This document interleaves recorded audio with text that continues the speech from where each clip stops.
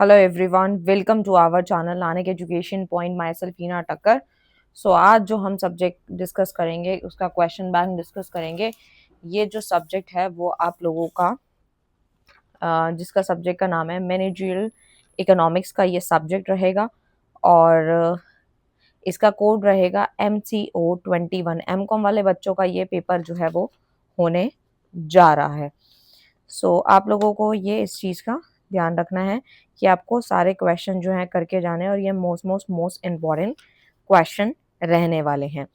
सो managerial economics हम start करते हैं।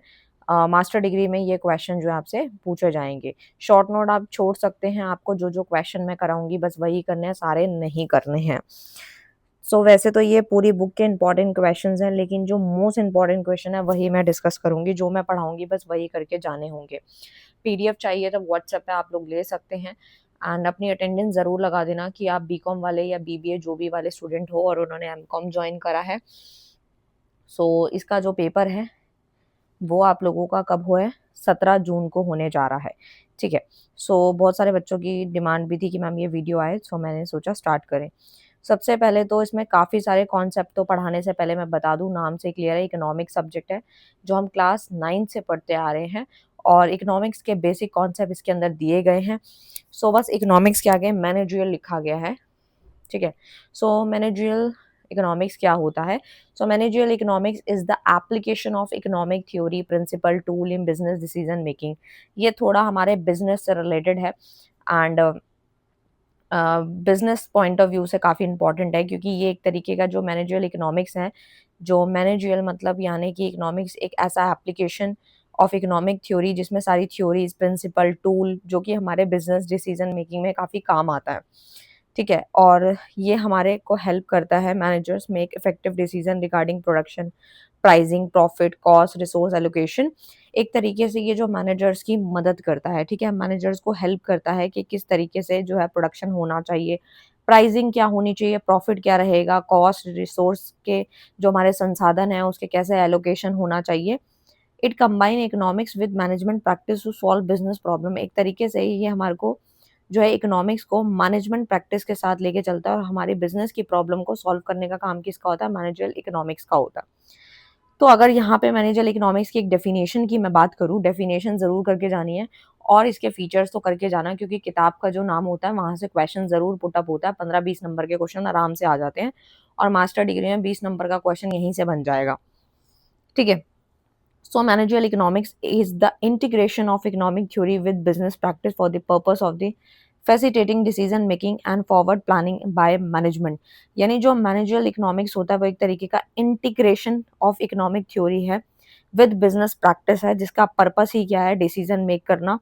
और जो आने वाले समय की फॉरवर्ड प्लानिंग है बाय मैनेजमेंट वो भी यहाँ पे करी जाती है। तो मेन अगर मैं बोलूँ तो इकोनॉमिक थ्योरी है जिसके अंदर आने वाले समय के लिए जो है प्लानिंग की जाती है एंड डिसीजन मेक किया जाता है। मैनेजरियल इकोनॉमिक्स के कुछ फीचर्स हैं। फीचर, कैरेक्टरिस्टिक, नेचर बोलो सब एक ही बात है।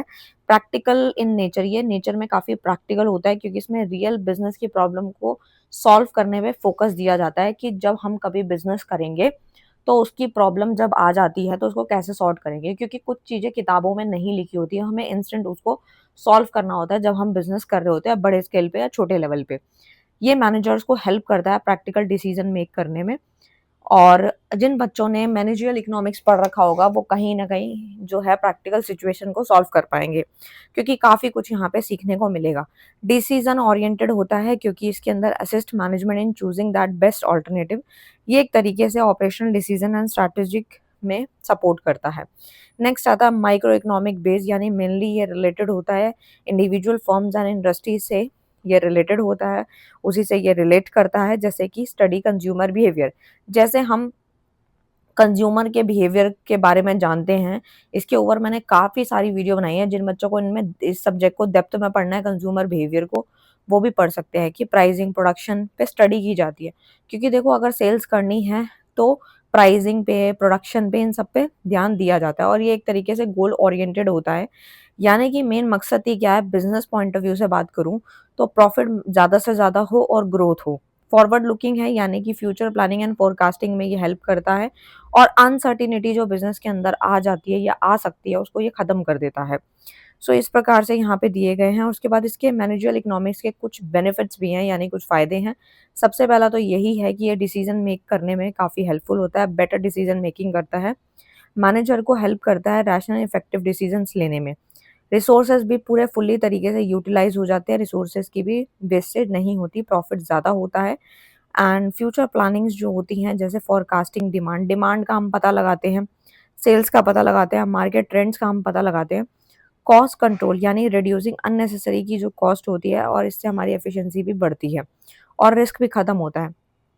बिजनेस पॉलिसी भी इम्प्रूव होती है पहले के कंपैरेटिवली, क्योंकि ये सारे फ़ायदे ही हैं किसके, मैनेजरियल इकोनॉमिक्स के, क्योंकि हमें ये सारी चीज़ें सिखाई जा रही हैं कि रिसोर्सेज़ का अच्छे से प्लान जो यूटिलाइज़ेशन होना चाहिए, प्रॉफिट को कैसे बढ़ाना है, तो ये मैनेजरियल इकोनॉमिक्स में हमें पढ़ाया जा रहा है। साथ ही साथ इसके कुछ लिमिटेशन एंड डीमेरिट्स हैं। सबसे पहला आता है बेस्ड ऑन असम्पशन। कोई चीज़ें जो होती है, इकोनॉमिक थ्योरीज़ जो होती है, may not always match real business situation. कई बार क्या होता है, जो हम किताबों में पढ़ते हैं लेकिन जो रियल बिज़नेस की सिचुएशन होती है, वो मैच नहीं करती, क्योंकि जो इकोनॉमिक्स की थ्योरी है कई बार काम नहीं करती, तो वहाँ पे हमें अपना दिमाग लगाना पड़ता है। क्योंकि आप खुद सोचो, किताब में अगर लिखा है कि प्रॉफिट कमाने के 4 रूल हैं, लेट्स सपोज़, ठीक है? कि हमें जो है कंसिस्टेंट रहना चाहिए, और प्रॉफिट कमाने के लिए क्या करना चाहिए? कंसिस्टेंट होना चाहिए पहला तो, और दूसरा क्या है, हमारे को कस्टमर के साथ जो है अच्छे से डील करना चाहिए, अच्छे से कम्युनिकेट करना चाहिए, ऑफर्स निकालते रहना चाहिए, ज़्यादा उसको लूटना नहीं चाहिए, और क्वालिटी अच्छी देनी चाहिए। यही रीज़न्स होते हैं जिससे हम एक टाइम पे अपनी सेल्स बढ़ा सकते हैं और उससे प्रॉफिट होता है। तो मान लो कोई सिचुएशन ऐसी भी आ जाती है जिसके अंदर इकोनॉमिक की थ्योरी काम नहीं करती है, तो वहाँ पे ये एक बुराई है। कॉम्प्लेक्स प्रोसेस है, यानी कि स्टैटिस्टिकल एंड टेक्निकल नॉलेज इसके लिए चाहिए होती है। अनसर्टेनिटी ऑफ फ्यूचर, यानी जो फोरकास्टिंग जो होती है, accurate forecasting in difficult due to changing market condition. Costly analyse research and data collection में इन्वॉल्व हाई कॉस्ट, यानी कि यहाँ पे जो डेटा को हम इकट्ठा करते हैं उससे वो इन्वॉल्व करती है हाई कॉस्ट को। ह्यूमन बिहेवियर काफ़ी अनप्रिडिक्टेबल होता है, यानी कंज्यूमर की जो प्रेफरेंस है, मार्केट का जो बिहेवियर है, वो सडनली चेंज हो जाता है। लिमिटेड प्रैक्टिकल एप्लीकेशंस रहती है, some theory can not be applied equally in all situation. सारी थ्योरी हर सिचुएशन में अप्लाई हो ऐसा ज़रूरी नहीं है, ये भी एक बुराई ही है, क्योंकि हर सिचुएशन के हिसाब से अलग-अलग थ्योरी काम करनी पड़ती है, कभी-कभी अपना दिमाग भी लगाना पड़ता है। सो मैनेजरियल इकोनॉमिक्स के स्कोप क्या हैं? सबसे पहला स्कोप आता है डिमांड को एनालाइज़ करना एंड फोरकास्टिंग करना, क्योंकि कंज्यूमर की डिमांड को हमें पहले पता लगाना पड़ता है, फ्यूचर डिमांड भी प्रिडिक्ट करनी पड़ती है कि अगर आज जो कंज्यूमर है, अगर मान लो कि वो एप्पल का फ़ोन खरीद रहा है, तो इन फ्यूचर भी वो यही खरीदेगा, या फिर कोई और भी खरीद सकता है। अगर और अच्छी फैसिलिटी या कोई नए ब्रांड का प्रोडक्ट अगर इससे अच्छी दे दे क्वालिटीज़, तो हम जो है फीचर्स दे दे, तो हम उसकी तरफ भी जा सकते हैं, तो कुछ फिक्स नहीं है। कॉस्ट एंड प्रोडक्शन एनालिसिस, यानी कि अब आप कैनवा का ही एग्ज़ाम्पल ले सकते हो कि कैनवा में क्या होता था, पहले हम लोग थंबनेल बनाया करते थे, लेकिन अभी चैट जीपीटी आ गया, तो हम लोग स्विच हो गए। हमने कभी नहीं सोचा था कि हमें जो है इतनी जल्दी कमांड देके कुछ बना-बनाया सब एआई से मिल जाएगा, तो टाइम की बात है। तो आज से अगर मैं 50 साल पहले की बात करूँ, तो हमें क्या पता था कि हमें इतनी जल्दी-जल्दी चीज़ें सीखने को मिल जाएँगी, इतने जल्दी रिज़ल्ट्स मिल जाएँगे, ठीक है?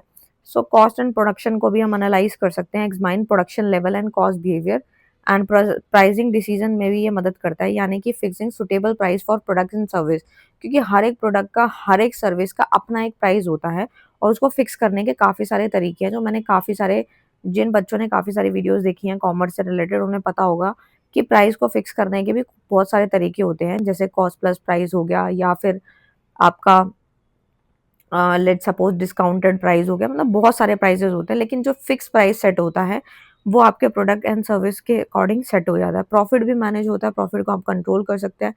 कैपिटल भी मैनेज हो जाती है, यानी कि इन्वेस्टमेंट एंड फाइनेंशियल डिसीजन में भी ये हेल्प करता है, ठीक है। सो अब जो आता है मैनेजरियल इकोनॉमिक्स, जो है वो लिंक है traditional economics and decision science for business decision making. ये क्वेश्चन थोड़ा समझना ज़रूरी है, क्योंकि आप ये सोचोगे कि मैम अभी तो आप बिजनेस की बातें बता रहे हो, लेकिन हम सब्जेक्ट तो मैनेजरियल इकोनॉमिक्स पढ़ रहे हैं। सो यहाँ पे इकोनॉमिक्स को मैनेज करना, यानी बिजनेस को मैनेज करना के पॉइंट्स ही बताए गए हैं। तो आपको ये अगर क्वेश्चन समझ आ गया, तो समझ लेना पूरी किताब आपको आराम से समझ आ जाएगी कि हम ये सारी चीज़ें इस किताब में क्यों पढ़ रहे हैं। So managerial economics act as a bridge between economic theory and modern decision making technique, एक तरीके से जो ब्रिज है ना, यानी जो मैनेजरियल इकोनॉमिक्स एक्ट करता है, अपना रोल प्ले करता है, वो इकोनॉमिक थ्योरी और मॉडर्न डिसीजन मेकिंग टेक्निक के बीचों बीच करता है। और ये ट्रेडिशनल इकोनॉमिक को कंबाइन करता है किसके साथ, क्वांटिटेटिव टूल के साथ, ताकि मैनेजर जो है बिजनेस के डिसीजन यहाँ पे ले पाए। ठीक है। अच्छा, उसमें आता है जैसे कि role as a link. Link की बात करूं मैं यहाँ पे, तो रोल एज अ लिंक की बात करूं तो सबसे पहला पॉइंट आता है यूज ऑफ ट्रेडिशनल इकोनॉमिक्स।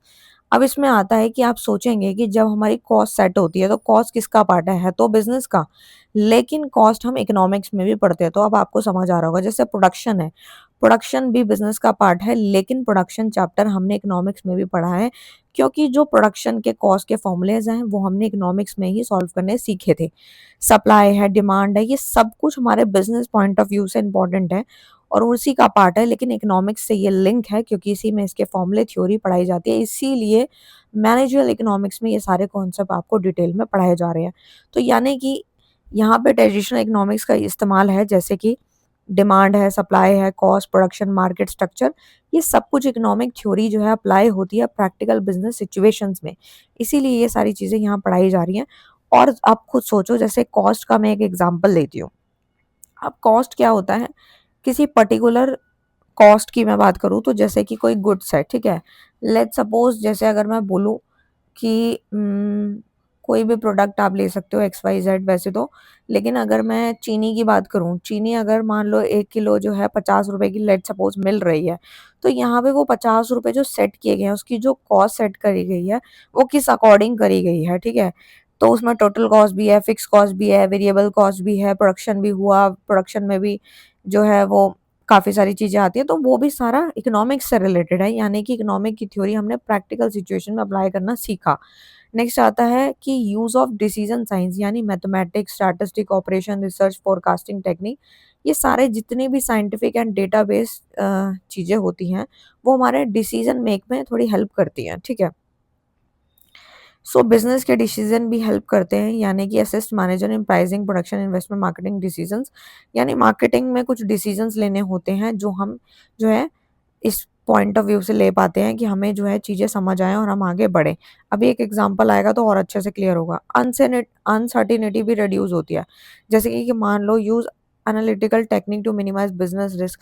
अब बिज़नेस जब बहुत बड़े लेवल पे होता है तो उसके रिस्क के फैक्टर काफ़ी ज़्यादा होते हैं। मान लो कि बिज़नेस से अच्छा खासी सेल्स आ रही है, सेल्स से प्रॉफिट हो रहा है और उसी प्रॉफिट से जो है हमने कहीं और पे कोई प्लॉट या कोई लैंड या कोई दूसरी फैक्ट्री या प्लांट लगा दिया, बट वो भी एक रिस्क का ही पार्ट है कि चलेगा या नहीं चलेगा, तो वेस्टेज तो नहीं हो जाएगी। तो रिस्क की जो अनसर्टेनिटी होती है वो भी कम करता है मैनेजरियल इकोनॉमिक्स, क्योंकि हमारे को जब कॉस्ट के बारे में, प्रोडक्शन के बारे में, इन्वेस्टमेंट के बारे में नॉलेज होगी तो हम पहले ही कैलकुलेशन कर लेंगे और हम वहीं पैसा लगाएंगे जहाँ पे हमें रिस्क कम हो। एफिशिएंसी भी इससे इंप्रूव होती है। अब एक एग्जांपल समझो और अच्छे से क्लियर होगा।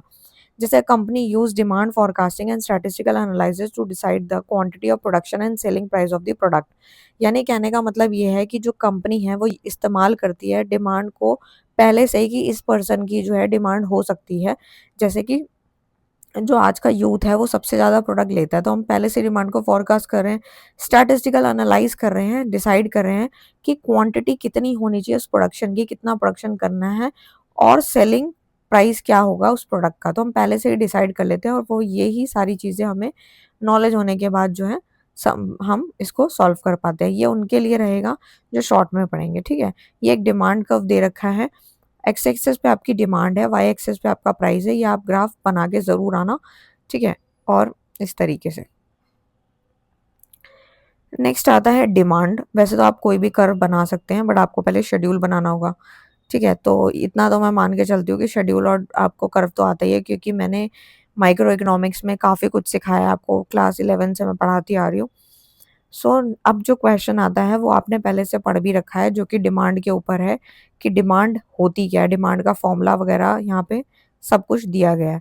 तो देखो भाई, सबसे पहले डिमांड का क्वेश्चन कैसे भी आए, डिमांड फंक्शन क्या है, लॉ ऑफ डिमांड, तो आपको जो इस बारे में पता होना चाहिए कि डिमांड क्या है। Demand refers to quantity of product, एक पर्टिकुलर प्रोडक्ट या सर्विस की जो कंज्यूमर जो है खरीदने के लिए जो है वो उसकी इच्छा है, उसकी नीड है, ज़रूरत है और वो एक पर्टिकुलर प्राइस और पर्टिकुलर टाइम के मुताबिक उसको खरीदना चाहता है, तो वो उसकी डिमांड है। जैसे कि desire, purchasing power, willingness to buy, कि वो खरीदने की उसकी क्षमता है कि नहीं है। जैसे किसी को आईफ़ोन चाहिए, तो यानी कि उसकी डिमांड है अपने पेरेंट्स को लेके और उसके पेरेंट्स के पास इतने पैसे भी हैं, तो वो उसको लेकर के दे देंगे। तो पहले तो डिमांड हुई, ठीक है। डिमांड के फीचर क्या है? सबसे पहले डिज़ायर फॉर कमोडिटी, यानी कोई वस्तु की डिज़ायर होना, यानी कि a person must want the product, यानी वो चाहता है कि वो प्रोडक्ट ले, चाहे गाड़ी, चाहे बंगला, चाहे फ़ोन, चाहे कुछ भी। और एबिलिटी भी होनी चाहिए उसके पास। फिर वो विलिंगनेस होना चाहिए, यानी कि स्पेंड करने के काबिल होना चाहिए। फिर एक स्पेसिफिक प्राइस और पर्टिकुलर टाइम के अकॉर्डिंग वो जो है वो खरीदना चाहता है, ठीक है। नेक्स्ट आता है डिमांड फंक्शन क्या होता है? तो डिमांड फंक्शन जो होता है वो रिलेशनशिप दिखाता है demand of particular product and the factor affecting it, की डिमांड तो है ही और कौन कौन से फैक्टर उसको प्रभावित करते हैं, इन दोनों को जब हम मिलाते हैं तो डिमांड फंक्शन बनता है, जिसके अंदर क्या क्या आता है? सबसे पहले प्राइस ऑफ कमोडिटी, कंज्यूमर की income, taste and preference, a for advertisement and PR मतलब प्राइस ऑफ रिलेटेड गुड्स। यानी कि ये सारी चीज़ें जो दी गई हैं वो डिमांड फंक्शन का एक फॉर्मूला भी दिया गया है, जो कि यहाँ पे आपने लिखा हुआ देख रहे हो, ठीक है। सो डिमांड फंक्शन के एग्जांपल क्या है कि अगर मान लो कि चाय का प्राइस कम हो रहा है, तो लोग क्या करेंगे? ज़्यादा से ज़्यादा चाय खरीदेंगे क्योंकि उसका प्राइस कम हो रहा है। कंज्यूमर इनकम जैसे ही बढ़ती है तो demand for clothes automatically increase हो जाती है, क्योंकि उन्हें लगता है कि कंज्यूमर की इनकम बढ़ गई। हमारे इंडिविजुअल की किसी की अगर इनकम बढ़ती है तो हम सबसे ज़्यादा खर्चा किस पे करते हैं? हम करते हैं अपने ब्रांडेड क्लोथ्स पे, ठीक है। नेक्स्ट आता है लॉ ऑफ डिमांड क्या होता है? तो law of demand state that when the price of the commodity increases demand decreases, यानी कि किसी भी वस्तु का प्राइस अगर बढ़ गया तो डिमांड घट जाती है, और अगर डिमांड बढ़ रही है तो यानी प्राइस आपका कम हुआ होगा। यही चीज़ यहाँ पे लिखी है और अदर फैक्टर कांस्टेंट रहते हैं। तो यही चीज़ इन्होंने यहाँ पर जो है लिखकर दिखाई है। और लेकिन यहाँ पे कुछ इसके अजम्पशन है, कुछ लॉ ऑफ डिमांड जब फुलफिल होती है, जब हमें कुछ अजम्पशंस लेके चलने होते हैं। जैसे कि सबसे पहला income of consumer remain constant, यानी कि हम ये मान के चलना है जो कंज्यूमर की जो इनकम है वो कांस्टेंट है, ना वो बढ़ रही है ना वो कम हो रही है, कोई चेंज उसमें नहीं आ रहा, तो ही लॉ ऑफ डिमांड फुलफिल होगी। टेस्ट एंड प्रेफरेंस भी सेम रहेगा, उसमें कोई भी चेंज नहीं आ रहा, मतलब हम कोक से पेप्सी, पेप्सी से थम्स अप पे नहीं जा रहे। कोई भी पॉपुलेशन में भी बदलाव नहीं आ रहा है। रिलेटेड गुड्स भी कांस्टेंट है, उसमें भी कोई चेंज नहीं आ रहा, यानी सब्स्टिट्यूट एंड कॉम्प्लीमेंट्री गुड्स के प्राइस में भी कोई चेंज नहीं आ रहा। No change in government policy, government की पॉलिसी में भी कोई बदलाव नहीं आ रहा। इसमें 2 एग्जांपल दिए हैं, अब एग्जांपल समझो, लॉ ऑफ डिमांड क्लियर होगा। When the price of mobile phone decreases during a sale, मान लो कोई बार बिग बिलियन सेल आ जाती है, दिवाली सेल है, कोई भी सेल अगर आती है अमेज़न, फ्लिपकार्ट पे, तो उसमें क्या होता है? प्राइस जो होते हैं मोबाइल के वो गिर जाते हैं सेल के दौरान। तो लोग क्या करते हैं? ज़्यादा से ज़्यादा उसको खरीदते हैं ना। तो ये एक एग्जांपल है लॉ ऑफ डिमांड का। व्हेन प्राइस इंक्रीजेस, तो काफ़ी कम लोग उसको खरीदेंगे, सोचेंगे कि हम सेल में ही खरीद लेंगे। डिमांड शेड्यूल का यहाँ पे आप एक शेड्यूल दे रखा है, इससे आप कर्व भी बना सकते हो, ठीक है। तो प्राइस जैसे 100 रुपये है तो क्वांटिटी 10 है, तो यहाँ देखो प्राइस कम हो रहा है तो क्वांटिटी बढ़ रही है, डिमांड बढ़ रही है, ठीक है। इस तरीके से है, और ये शॉर्ट उनके लिए जो कि शॉर्ट में पढ़ेंगे, जो मैंने आपको डिटेल में कराया। नेक्स्ट क्वेश्चन काफ़ी ज़्यादा इंपॉर्टेंट है, जो है price elasticity of demand and determinants of price elasticity of demand. सबसे पहले प्राइस इलास्टिसिटी होता क्या है? Price elasticity of demand refers to the degree of responsiveness of quantity demanded to change in the price of the commodity, यानी कि degree. Degree की अगर बात करूँ, आपको कुछ समझ नहीं आया तो ये फॉर्मूला समझ लो, प्राइस ऑफ इलास्टिसिटी ऑटोमेटिक समझ आ जाएगा, और ये अल्फ्रेड मार्शल के द्वारा बताया गया है, ठीक है। यानी कि percentage change in quantity demand, QD, ठीक है। परसेंटेज चेंज, चेंज की जगह पे मैं डेल्टा लगा देती हूँ ऐसे, इस तरीके से छोटा ट्रायंगल, ठीक है। तो इसके नीचे परसेंटेज चेंज इन प्राइस। तो इस तरीके से है, पहले क्वांटिटी डिमांड में कितना चेंज आ रहा है और प्राइस में कितना चेंज आ रहा है, दोनों की परसेंटेज को डिवाइड करेंगे तो आपको इलास्टिसिटी ऑफ डिमांड पता लग जाएगा, ठीक है।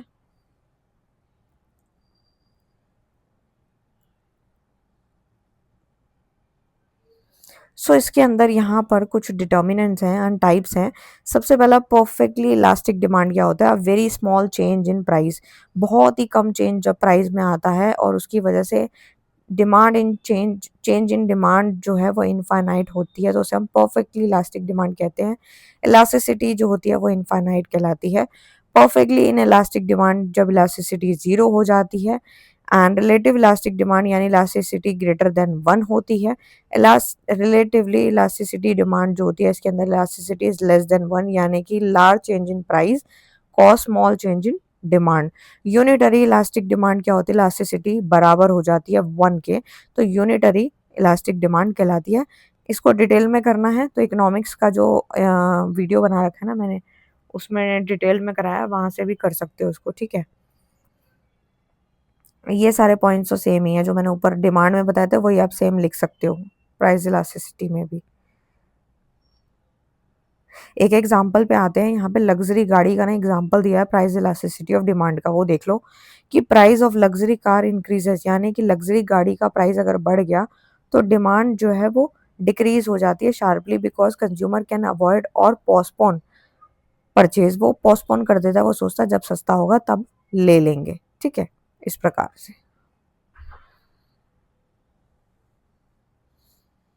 सारे चैप्टर इकोनॉमिक्स वाले ही हैं, कुछ भी चेंज इसमें नहीं है, इसीलिए मैंने बोला कि ये इंपॉर्टेंट ही करा रही हूँ, बाकी डिटेल में करना है तो इकोनॉमिक्स वाली वीडियो देख लेना, सारा सिलेबस सेम है, कुछ भी चेंज नहीं है। ये मैं इसलिए बना रही हूँ क्योंकि काफ़ी सारे बच्चे कंफ्यूज हो जाते हैं, उन्हें लगता है कि हम कोड से सर्च करें तो ही हमें हमारा सब्जेक्ट का मिले, इसलिए बना रही हूँ, अदरवाइज सिलेबस बिल्कुल सेम है। सो फर्स्ट क्वेश्चन ही थोड़ा थोड़ा सा चेंज लगा होगा, बाकी तो सब सेम है। Meaning and definition of law of diminishing marginal return क्या होता है? डिमिनिशिंग मार्जिनल रिटर्न होता क्या है? तो सबसे पहले अल्फ्रेड मार्शल के द्वारा बताया गया है कि भाई यहाँ पर एक डेफिनेशन दी गई है कि an increase in capital and labour applied in the cultivation of land causes journal less than appropriate increase in output. यानी कि यहाँ पे बताया गया है कि the law of diminishing marginal return बताता है कि जब एडिशनल यूनिट जो होती है वेरिएबल की, फैक्टर की, जब उसमें कुछ ऐड करते हैं फिक्स फैक्टर, तो मार्जिनल प्रोडक्ट जो है डिक्रीज होना शुरू हो जाता है। नहीं समझ आया आपको? ये फॉर्मूले से ही समझ आएगा। देखो, अजम्पशन ऑफ द लॉ क्या है? सबसे पहला है short run production.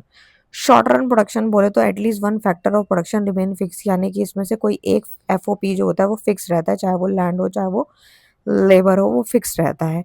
Homogeneous unit होती है, यानी सारी की सारी वेरिएबल फैक्टर की जो यूनिट्स होती हैं वो आइडेंटिकल होती हैं क्वालिटी एंड एफिशिएंसी के अंदर, ठीक है। और ये भी है कि इसमें प्रोडक्शन टेक्निक भी हम चेंज नहीं कर रहे हैं, पूरे प्रोसेस में एक ही टेक्निक यहाँ पे लगा रहे हैं। And only one factor increase while other remain fix, यानी सिर्फ एक ही फैक्टर जो है इंक्रीज कर रहा है, बाकी फैक्टर चेंज नहीं हो रहे हैं, ठीक है। इसका ना एक फॉर्मूला है, इसके अंदर 3 चीज़ें आती हैं इस लॉ के अंदर। एक आता है टीपी, टीपी का मतलब टोटल प्रोडक्ट, यानी total quantity of the output produce, यानी कि टोटल क्वांटिटी। अब आपको ध्यान से समझना है, ये अगर समझ गया, मैं इसको अपने तरीके से समझा रही हूँ तो समझो। देखो, टीपी का मतलब क्या है? टोटल प्रोडक्ट है, ठीक है। प्रोडक्ट में क्या होता है? प्रोडक्ट जो यानी प्रोडक्शन हो रहा है, यहाँ पे आउटपुट आ रहा है, ठीक है। तो यानी कि total quantity of output produce, यानी जितना आउटपुट जो है प्रोड्यूस हुआ है टोटल क्वांटिटी का, ठीक है। मार्जिनल का मतलब होता है कि एक एडिशनल यूनिट जो एक्स्ट्रा एड ऑन हुई है उसे हम मार्जिनल बोलते हैं, मार्जिनल प्रोडक्ट बोलते हैं। लेट सपोज मैं यहाँ एक एग्जांपल लेती हूँ कि 10 लेबर मिल के जो है यहाँ पे लिखती हूँ, थोड़ा ना स्पेस कम है, इसको हटा के दोबारा से लेती हूँ मैं एग्जांपल। हाँ देखो, मान लो कि यहाँ पे 10 लेबर जो हैं वो 100 केजी का प्रोडक्शन करते हैं और 11 लेबर जब आ जाता है तो यही 150 केजी हो जाता है प्रोडक्शन। तो आप खुद सोचो कि ये जो एक एक्स्ट्रा आया है, यहाँ पर एक एक्स्ट्रा लेबर आने की वजह से, ये जो एक लेबर एक्स्ट्रा आया है वही आपका क्या है? मार्जिनल प्रोडक्ट है, ठीक है। यानी कि एक लेबर की आने की वजह से 50 का जो प्रोडक्शन बढ़ गया, 50 किलो बढ़ गया, वही हमारा मार्जिनल प्रोडक्ट होगा। तो यानी कि मार्जिनल प्रोडक्ट समझ गए, एमपी है, और टीपी का मतलब है टोटल प्रोडक्ट में कितना बदलाव आया और लेबर में कितनी चेंज आई। तो इस फॉर्मूले में सब कुछ है, ध्यान से देखो। लेबर में कितनी चेंज आई, यानी एक लेबर में चेंज आई, ये मैंने आपको एग्जांपल से समझाया यहाँ पे, ठीक है। टीपी बोले तो यानी टोटल प्रोडक्शन, प्रोडक्शन यानी कि टोटल प्रोडक्ट में कितना चेंज आया, 50 केजी का। एमपी क्या मार्जिनल है, तो इतना समझ गए होंगे आप। अच्छा, उसके बाद आता है यहाँ पे law of diminishing marginal return, जो है उसकी स्टेजेस 3 होती हैं। एक होता है इंक्रीजिंग, सेकंड है आप लोगों का डिमिनिशिंग, एंड थर्ड है नेगेटिव। यानी कि इसने बोला कि जब टीपी बढ़ता है इंक्रीजिंग रेट से, तो ये फर्स्ट स्टेज है, ठीक है। यानी कि मार्जिनल प्रोडक्ट भी बढ़ता है, इसको हम इंक्रीजिंग बोलते हैं, क्योंकि यहाँ टीपी और एमपी दोनों ही बढ़ रहे हैं। मैं जो जो बोलती जा रही लिखते जाना। नेक्स्ट आता है डिमिनिशिंग रिटर्न। यहाँ पे क्या होता है, यहाँ पे टोटल प्रोडक्ट तो बढ़ता है लेकिन डिक्रीजिंग रेट से, इंक्रीजिंग से नहीं। और जो मार्जिनल प्रोडक्ट है वो फॉल होता है, बट पॉजिटिव तो होता है लेकिन ये भी गिर रहा होता है। नेगेटिव रिटर्न में क्या होता है, टोटल प्रोडक्ट गिरने लगता है लेकिन मार्जिनल प्रोडक्ट नेगेटिव हो जाता है। इसको हम नेगेटिव रिटर्न भी कहते हैं। और ये इसका जो है यहाँ पे शेड्यूल दिया गया है, नंबर ऑफ वर्कर टीपी और एमपी का। तो ये आप अपने एग्जाम में ज़रूर बना के आएँ और इसका कर्व भी बना सकते हो। बाकी कंक्लूजन शॉर्ट में आप लोगों के लिए है, ये आपका कर्व भी बना हुआ है, आप बना सकते हो। तो मैं ये तो मान के चलती हूँ कि ये तो आपको अच्छे से आता ही होगा, ये आपको आता होगा, क्योंकि मैंने बहुत बार करवाया है इसको और कॉपी पे बना के भी दिखाया था। बस आपको शेड्यूल से जो है, इस वाले शेड्यूल से जो है इसी का बना देना है। देखो, यहाँ एक्स एक्सिस पे जो है ये वाई एक्सिस है, और वाई एक्सिस पे आपके 5-5 का गैप है, और जो एक्स एक्सिस यानी कि है एमयू, उसमें 1-1 का गैप है। तो ये तो, और ये नेगेटिव जा रहा है, ठीक है। तो ऐसे ही बनता है, ये नेगेटिव ही चला जाता है एक टाइम पे। तो वही इन्होंने यहाँ पे दिखाया है। Come to the next question, profit maximising output in the long run, ठीक है। तो ये एक बार देखते हैं हम लोग इसको। सबसे पहले मीनिंग क्या है, output level gaining maximum profit. Main condition क्या है, जहाँ पे हमारा मार्जिनल कॉस्ट और मार्जिनल रेवेन्यू जहाँ बराबर हो जाता है, वहीं पे ये पॉइंट दिखता है। और लॉन्ग रन में सारे फैक्टर वेरिएबल होते हैं, जिसको हम चेंज कर सकते हैं। Profit maximising maximum when MC and MR is 50। तो देखो भाई, यहाँ पर जो है कुछ फॉर्मूले भी दिए गए हैं।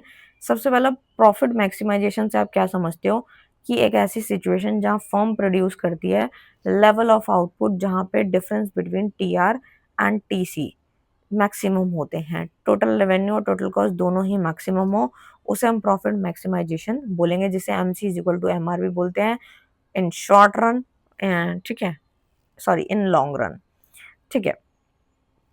एंड एक फॉर्मूला और है, L M C is equal to M R is equal to L M R, यानी long long run marginal curve इसे बोलते हैं हम लोग। कॉस्ट बोलेंगे, लॉन्ग रन मार्जिनल कॉस्ट बोलेंगे इसको, मार्जिनल कॉस्ट चाहिए, और ये लॉन्ग रन मार्जिनल रेवेन्यू है, जो कि तीनों ही बराबर होते हैं, ठीक है। इस तरीके से आप इसका एग्जाम्पल भी वहाँ पे ज़रूर दे सकते हैं। उसके बाद एक डिफरेंस पे आते हैं, जो कि है historical cost and replacement cost क्या होती है। तो देखो भाई, सबसे पहले हिस्टोरिकल कॉस्ट का मतलब है original purchase of cost of asset, की जब हमने जो कोई भी संपत्ति या कोई एसेट जब हमने खरीदी थी, तो उसका ओरिजिनल प्राइस जो था उसे हम हिस्टोरिकल कॉस्ट बोलते हैं। लेट्स सपोज इसका एग्जांपल है कि मशीन खरीदी गई 1 लाख रुपए में, तो वो हिस्टोरिकल कॉस्ट है, जिसमें हम इन्फ्लेशन को इग्नोर करते हैं। नेचर इसका फिक्स्ड एंड स्टेबल है, और ये एक तरीके से पास कॉस्ट होती है, और ये पास ट्रांजेक्शन के बेस पे ही होती है। रिप्लेसमेंट कॉस्ट का मतलब है current cost of replacing the asset, यानी कि जब हमने उस एसेट को रिप्लेस किया था तो उसकी एक्चुअल करंट कॉस्ट कितनी थी, तो उसे हम रिप्लेसमेंट कॉस्ट बोलेंगे। और एक तरीके से ये प्रेजेंट मार्केट वैल्यू के अकॉर्डिंग ही जो है रिप्लेस होती है, ठीक है, पुराने पास पे नहीं होती है। और ये फ्लक्चुएट करती है, कभी ज़्यादा कभी कम, और ये इन्फ्लेशन को भी कंसीडर करती है। सेम मशीन रिप्लेस हो गई 1.5 लाख में, इसी का एग्जांपल है कि उस टाइम पे जब हमने बहुत पहले मशीन खरीदी थी तो 1 लाख की थी, लेकिन आज उसकी वैल्यू 1.5 लाख के हिसाब से रिप्लेस होगी, तो उसे हम रिप्लेसमेंट कॉस्ट बोलेंगे। उसके बाद जो क्वेश्चन आता है वो आता है direct cost and indirect cost का डिफरेंस। डिफरेंस करने के बाद फीचर, मेरिट, डिमेरिट्स ऑटोमेटिक अपने आप ही बन जाते हैं। सो डायरेक्ट कॉस्ट से मतलब है कि cost directly related to production. Cost का मतलब है ये हमारे प्रोडक्शन से बिल्कुल डायरेक्टली रिलेटेड होती है, इसीलिए हम इसको डायरेक्ट कॉस्ट भी कहते हैं। जैसे कि raw material, direct wages, direct labour, ये सब कुछ हमारा क्या कहलाता है, डायरेक्ट कॉस्ट कहलाता है। लेकिन इनडायरेक्ट कॉस्ट कौन सी होती है, ये भी हमारे प्रोडक्शन में लगती है, लेकिन ये डायरेक्टली स्पेसिफिक प्रोडक्ट में कॉस्ट इस्तेमाल नहीं होती, इनडायरेक्टली होती है। जैसे कि रेंट है, इलेक्ट्रिसिटी है, एडमिनिस्ट्रेशन के खर्चे हैं, ये ज़्यादातर फिक्स्ड भी हो सकती है क्योंकि रेंट तो देना ही पड़ेगा इसलिए फिक्स्ड है। और कुछ सेमी वेरिएबल होते हैं, जैसे कुछ खर्चे हम कम कर सकते हैं, लेकिन रेंट और इलेक्ट्रिसिटी को हम जो है, आपको पता ही होगा, रेंट तो देना ही होता है, इलेक्ट्रिसिटी तो कम चलाओगे तो थोड़ी बहुत कम भी आ जाएगी और डिफ़िकल्ट टू कंट्रोल है। इस प्रकार से इसका डिफरेंस दिया गया था। शॉर्ट में भी आप कर सकते हैं। नेक्स्ट जो आता है वो है difference between total cost, average cost, marginal cost and variable cost का। तो इसके लिए बेस्ट रहेगा ये आपका डिफरेंस। तो इसके अंदर सबसे पहले टीसी का मतलब है total cost, average cost, marginal cost, fix cost, variable cost, जिसको आपको अभी डिफरेंस को समझना है। टीसी का मतलब तो समझिए, इसका फॉर्मूले आपको याद रखने हैं। TC is equal to fix cost plus variable cost, दोनों कॉस्ट को जोड़ोगे तो टीसी निकलेगा। AC is equal to TC divided by Q है।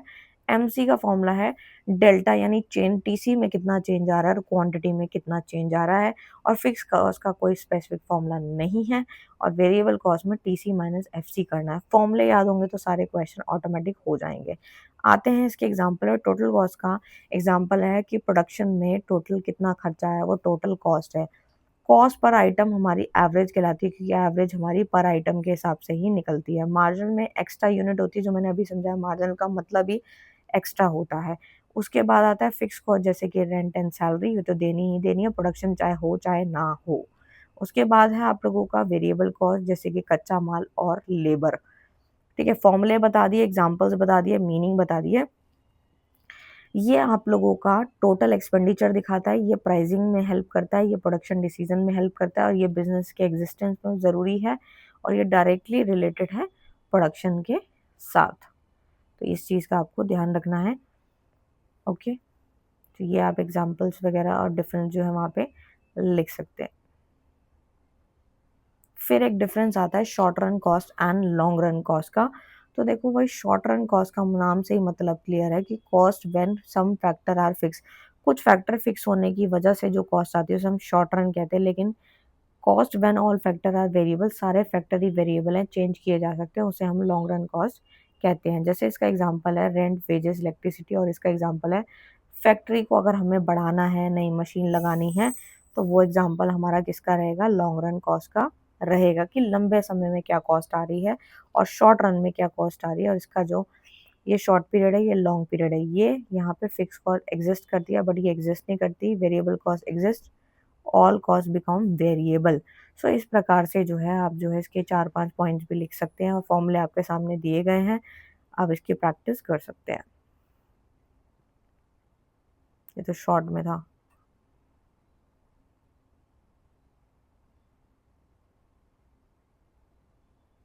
उसके बाद आता है accounting cost and economic cost के बीच का क्या अंतर होता है।